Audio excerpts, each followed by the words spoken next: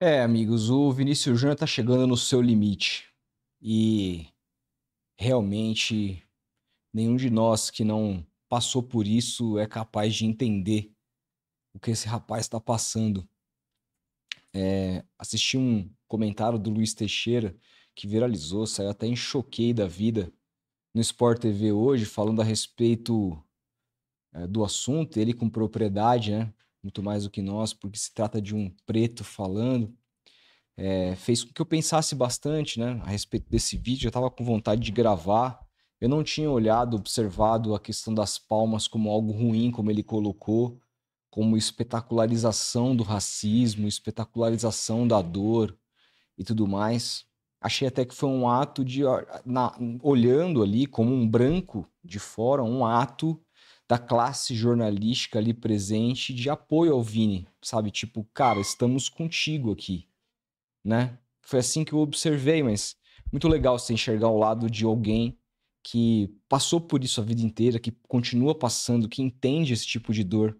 Porque o Vinícius, é claro, é numa escala muito maior, mas a gente está falando de uma comunidade que em todo mundo sofre diariamente de diversos ângulos possíveis.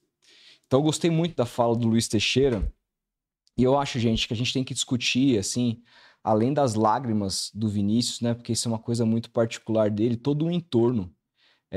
E a mesma coisa quando a gente falava a respeito das questões de machismo, né? Que reverberaram, inclusive, em crimes sexuais importantíssimos no futebol, com estrelas da seleção brasileira, que foi o assunto de semana passada durante a semana inteira, e continua sendo hoje, né? Hoje a gente viu o Daniel Alves saindo solto da prisão, uma imagem que viralizou para o mundo inteiro, mas o Danilo tem uma fala importante nesse sentido, que ele diz que, gente, assim, o futebol é um reflexo da sociedade. E no final das contas, né? Nesse sentido, o racismo também está presente no futebol como um reflexo. E aí, assim, eu pensei sobre algumas coisas, né? Eu acho que, de alguma maneira, as grandes batalhas que foram travadas em termos de direitos constitucionais de determinados grupos de pessoas vieram através de muita luta, muitas vezes muita revolução, sabe? E eu acho que o Vinícius Júnior sozinho, infelizmente, não vai conseguir nada. Ele vai derramar lágrimas, vai continuar batendo de frente com o sistema. E quando a gente abre hoje o Diário Marca, você vê ali os comentários todos contra ele, chamando ele de macaco, xingando ele, falando que ele é um ator. Então, assim, é uma coisa muito maior do que a figura do Vinícius, uma coisa milenar, uma coisa ah, secular, eu diria, né? Que fez com que a sociedade crescesse muito através, ah, e a história se pôs assim, de como a Europa lidou com os africanos e colonizou vários países. A gente sabe muito bem a história como um todo, de como as coisas surgiram, de como as coisas foram colocadas de uma maneira muito comercial, enfim. Então é uma briga muito grande. O que eu tô querendo dizer é que a gente segue apoiando o Vinícius Júnior, mas pode ser, como o próprio Luiz Teixeira falou, que daqui a pouco ele não consiga mais. E aí, qual que vai ser a nossa posição? Então, é algo que vai além do Vini. E o futebol precisa enxergar isso como algo realmente muito maior, não como um caso isolado.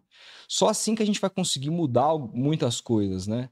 Me preocupa muito o posicionamento, a falta de posicionamento das grandes entidades, sejam elas a própria Confederação Brasileira, que não fala nada, não falou nada, não se manifestou, não, sabe? Mesmo no auge da discussão ficou quietinha. Seleção brasileira que utiliza o Vinícius Júnior de graça. A imagem do Vinícius Júnior, o futebol do Vinícius Júnior de graça nas atas FIFA, mas que não se colocou ao lado de um jogador do seu país, que faz um amistoso com a Confederação Espanhola, que também não tem feito nada. Estou falando de entidades como La Liga, de entidades como o UEFA, entidades como a Comebol. A gente já viu vários casos de racismo aqui também no nosso continente e a maneira como a Comebol se portou. É importante que essas entidades modifiquem a maneira de olhar, mas para isso acontecer, algumas atitudes vão precisar ser mais fortes do que elas estão sendo agora.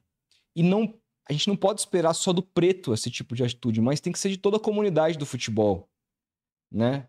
E eu acho que esse vídeo também serve um pouco para isso, para a gente tentar se alertar com relação a tudo isso.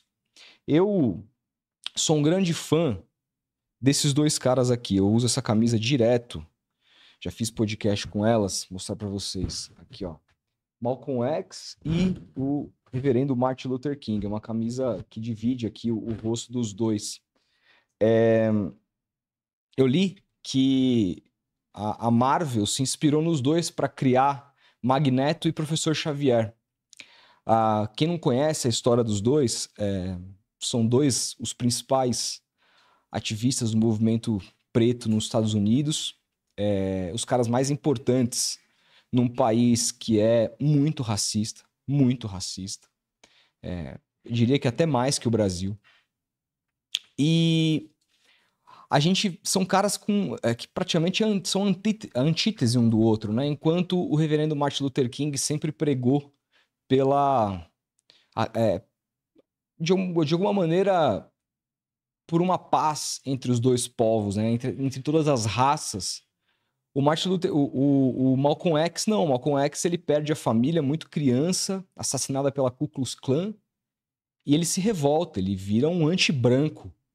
Então, a parte da luta dele nesse sentido, muito revolucionária e revoltada, que é a antítese do Martin Luther King, mas também é importante para o combate ao racismo de alguma maneira. E quando você olha hoje para os Estados Unidos, existe um feriado nacional, que é na terceira segunda-feira de janeiro, se eu não me engano. Não tem data fixa, mas é próximo ao aniversário do Martin Luther King, se eu não me engano é 21 de janeiro, há um feriado nacional. E no caso do Malcolm X, eu tô até vendo o dia aqui, é feriado só no município de Berkeley, na Califórnia, desde 78, ou seja, muito longe de se tornar um feriado nacional. Por quê? Porque os Estados Unidos, olha, como é que eu vou fazer um feriado para esse cara que era anti-branco? O Martin Luther King foi muito mais fácil, era um cara muito mais carismático, né? Mas isso mostra até hoje como que o país é racista, como eles não consideram uma das principais figuras do combate ao racismo no país pela maneira como ela se posicionava. Alguns personagens na história, inclusive, e aí outras batalhas que foram travadas, até mesmo contra a ditadura, só conseguiram dar passos significativos com revolução. Quem nunca assistiu o filme protagonizado pelo seu Jorge Marighella? Acho que mostra bem como que, naquele contexto, a luta armada ali foi muito importante contra a ditadura. Foi muito importante. E até hoje, uma galera da extrema-direita tenta desvalorizar o que foi o Marighella, tenta desvirtuar, tenta levar ele para um outro lado, mas a história tá aí. Não vê quem não quer, né?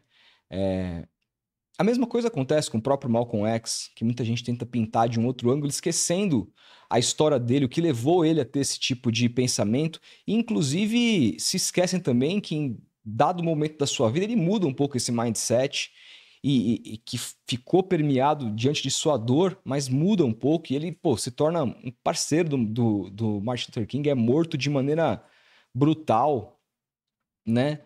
E, aliás, tem um filme também, que é protagonizado pelo Denzel Washington, início dos anos 90, Malcolm X, que eu recomendo demais, deve ter aí nos streams mais famosos do país. É um filmaço. Então, a maneira como a cultura norte-americana diferencia esses dois caras, ainda é um reflexo do racismo. Mas a gente sabe o quão importante foi Malcolm X. O que eu tô querendo dizer com isso? Tô querendo dizer com isso que a gente precisa se unir. A gente precisa se unir, e os jogadores também, não só os jogadores pretos, para que haja uma revolução, uma quebra de sistema, porque senão nada vai acontecer, a gente vai continuar falando aos ventos. Alguma coisa, e esses jogadores têm a força de trabalho. Esses jogadores têm a força de trabalho. O Vinícius Júnior hoje, sozinho, ele pode ser que ele não consiga fazer nada, mesmo se ele abandonar, vai ser um caso isolado, mas se ele se unir com outros caras, se outros caras tomarem a dor dele, o movimento se torna muito maior, e aí a conscientização também. As entidades começam a sofrer no bolso as consequências do racismo. Então, algo pode acontecer. Do jeito que tá, gente, assim, o Vinícius Júnior vai chorar muitas vezes ainda, seja publicamente, seja dentro da sua casa. porque a briga é muito dura para ele, é contra todo um sistema racista, contra toda uma mentalidade europeia colonizadora. A gente sabe como que os países europeus se comportaram ao longo de séculos com relação a outros continentes. A gente sabe muito bem como que funciona a história da Europa, né? E não é, como eu falei, não é um problema só europeu. Citei a Conmebol para falar do racismo que existe aqui na América do Sul, citei a Martin Luther King, Malcolm X, para citar os problemas que acontecem nos Estados Unidos. A gente viu o movimento Black Lives Matter aí na época de pandemia, como a coisa ficou importante. Mas mais do que tudo, gente, apesar de ser um problema mundial, é preciso bater de frente. E aí, nos Estados Unidos, você tem uma grande vantagem que é a união desses caras. Os caras, quando precisam, eles se unem, eles param o jogo, se preciso for. É uma característica muito norte-americana que no futebol não tem. E isso é preciso, a gente precisa. E outra, muitos ativistas, jogadores de basquete, nem pretos são. Importante falar. Muitos jogadores assumiram a bronca, mesmo não sendo com eles. Então, é muito importante que o futebol também traga essa coletividade, que só através de movimentos coletivos a gente vai conseguir fazer mudar alguma coisa, porque está muito confortável para todas essas entidades, está muito confortável para a CBF não se posicionar, utiliza o Vinícius Júnior quando bem entender, não paga nada, é muito confortável para a La Liga, que tem Real Madrid e Barcelona, um dos campeonatos mais vistos do mundo, ganha dinheiro a rodo, é muito fácil para a UEFA, a gente conhece muito bem quem são os presidentes, as pessoas que lá passaram, é muito fácil para a FIFA, que esse eu não preciso nem falar, é muito fácil para todo mundo. É muito fácil para todo mundo. E existe para o jogo de amanhã uma grande expectativa de vaia do estádio para com o Vinícius Júnior, que não necessariamente a vaia é tida como um movimento racista, porque se não tiver a coisa deliberada, o grito de macaco, a imitação do macaco, a banana jogada no campo, vai parecer só uma vaia, como um dia foi pro Cristiano Ronaldo, porque ele se olhava no espelho. Mas é muito diferente. A vaia, nesse caso, do espanhol com relação ao Vinícius Júnior, ela tem total cunho racista. E se isso acontecer e deve acontecer, o jogo deveria ser paralisado, porque todo mundo sabe a origem dessa vaia. Mas não vai acontecer nada, eu garanto para vocês, o jogo vai rolar, o Vinícius Júnior vai ter que engolir o choro e jogar futebol e tentar calar eles no campo, como ele fez esses dias atrás contra a torcida do Valência, marcando 2 gols no Mestalla, diante do que a gente viu. A torcida do Atlético de Madrid, outro dia, num jogo que não tinha nada a ver com ele, Inter de Milão, ofendeu o cara antes de entrar no campo, xingando o cara de macaco, fazendo cânticos racistas. O que aconteceu com a torcida do Atlético de Madrid? O que aconteceu com o clube? Enquanto não houver punição, gente, nada vai mudar. A gente precisa ter isso na cabeça. E a punição ela só vai vir a partir de uma coletividade. A classe, aí eu me incluo, os jornalistas, a imprensa, e os jogadores de futebol, os treinadores, a gente precisa se unir, precisa parar enquanto isso não acabar. Chega de ver o Vinícius Júnior chorando por conta disso. Chega de ver toda semana ele se manifestando nas redes sociais, a gente aplaudindo a coragem. Chega de aplaudir a coragem do Vinícius, a gente precisa ver isso acabar. E isso só vai acontecer com uma grande revolução. Não estou pedindo para pegar em armas, como foi Malcolm X. Estou dizendo para a gente parar tudo. Para parar tudo. Porque aí vai se sentir no bolso. E aí atitudes vão ser tomadas. Só assim que a gente vai conseguir mudar. Enquanto o Vinícius Júnior for uma voz isolada, nada vai acontecer, gente. É isso que eu tô na cabeça hoje, sabe? O Felipão, inclusive, convidou o Luiz Teixeira nos bastidores a vir para cá. Seria um ótimo papo. Eu reforço aqui. Seria demais a gente poder conversar sobre isso com um cara que é tão esclarecido nesse tema. E tem outros tantos. Essa semana a gente recebe um negro aqui, que é o Luiz Alano, narrador do SBT. Certamente é um tema que eu vou tocar com ele. Porque a gente precisa conversar mais sobre isso, precisa refletir mais sobre isso, sabe? Então é isso.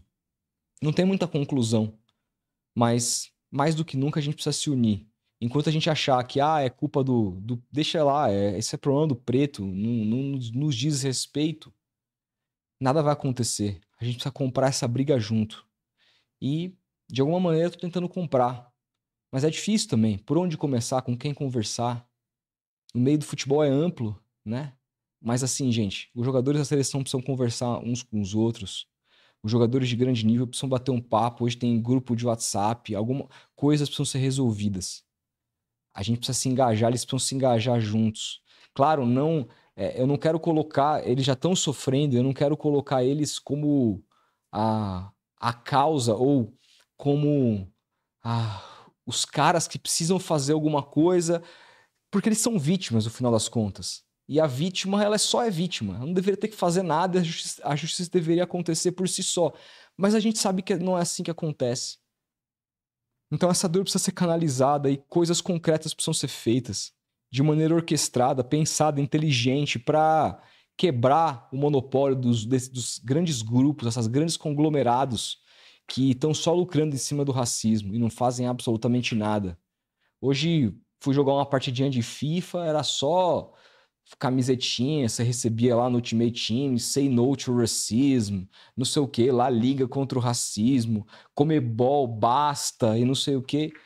Isso é simbólico. O que esses caras fazem na prática, gente?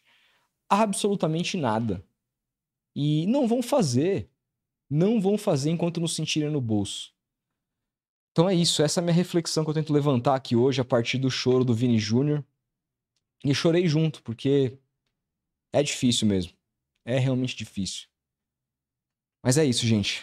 A gente vai se falando. Mais tarde tem o primeiro podcast da semana com Marcelo Duó. Aí vai ser legal pra caramba bater um papo com ele.